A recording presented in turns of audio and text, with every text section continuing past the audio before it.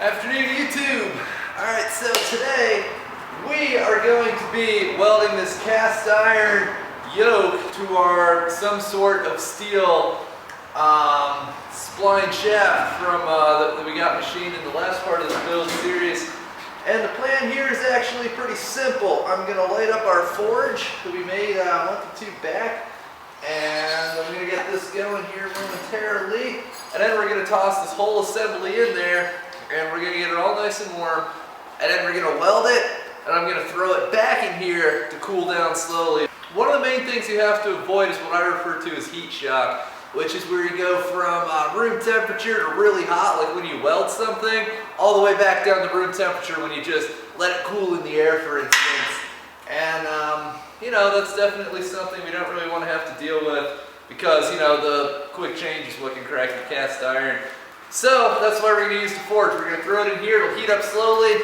By the time we weld it, it won't be going from, you know, 100 degrees in here to 900 degrees when we're welding it. It'll be going from like 800 degrees to 900 degrees, and then we'll bury it back in these coals. And if it takes 5 hours to burn out and come back down to room temperature, then that's going to be much less drastic than just letting it cool in the air and go from that 900 degrees all the way back down to 100 is pretty much it. Yeah, let's talk about what I'm going to be using to weld this stuff. Now, I'm going to be welding this today with nickel 99 rod, and so that's really something you'll want to keep an eye out on as you go about your welding adventures. You know what? I'm just gonna move some of these coals around here. It's hot through the welding gloves, and I think I'm actually just gonna put this lid thing back on. Yeah, that'll hold the heat in. Alright, I'm going to pick up some stuff around the shop, and we're going to give this probably an hour or so to heat up in there. Let it smolder on those hot coals, and we'll take it from there. Yeah, alright, so now we're at 80 amps.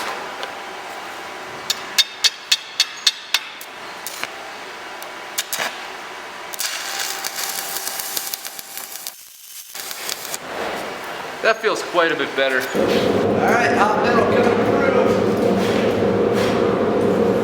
I'll just knock the ash off of immediately where we're going to be welding.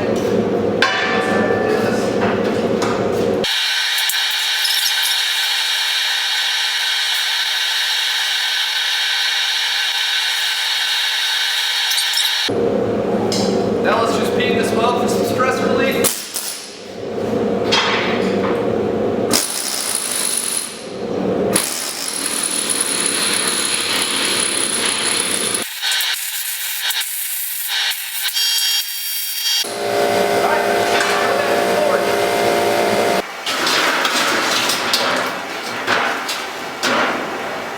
Alright, looks like they're all cooking under there, so let's just go ahead and turn off our super high dollar blower motor here. Alright, well, now we just have to wait for however long it's going to take this to cool off. I've welded a fair amount of cast iron, but as mentioned, I've always used the bucket of sand method to cool things. Never done it like this. So I'm really hoping for the best here. So it's the next day, everybody. This is cooled to about the ambient temperature of the shop.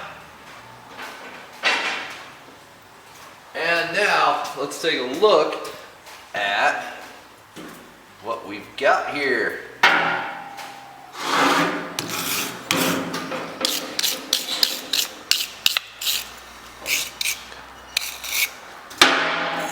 Guess we can take this out now. So this is our finished weld. So you can see it appears to be entirely full of cracks. It's got that nice nickel appearance to it. And you can see where we peened it just to relieve some of the stress.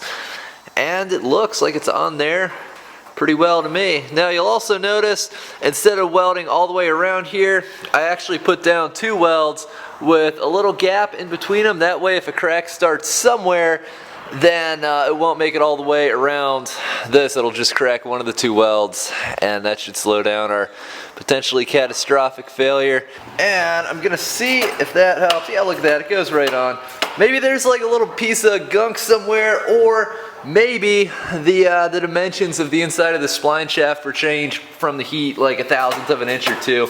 Not enough to keep it from going on, just enough to make it bind up a tad bit. But look at that. Oh, that looks like a factory part. Anyway, we got this part done. I'm really pleased with how this came out. And I guess we might as well keep moving on from here. So thanks for watching, everybody.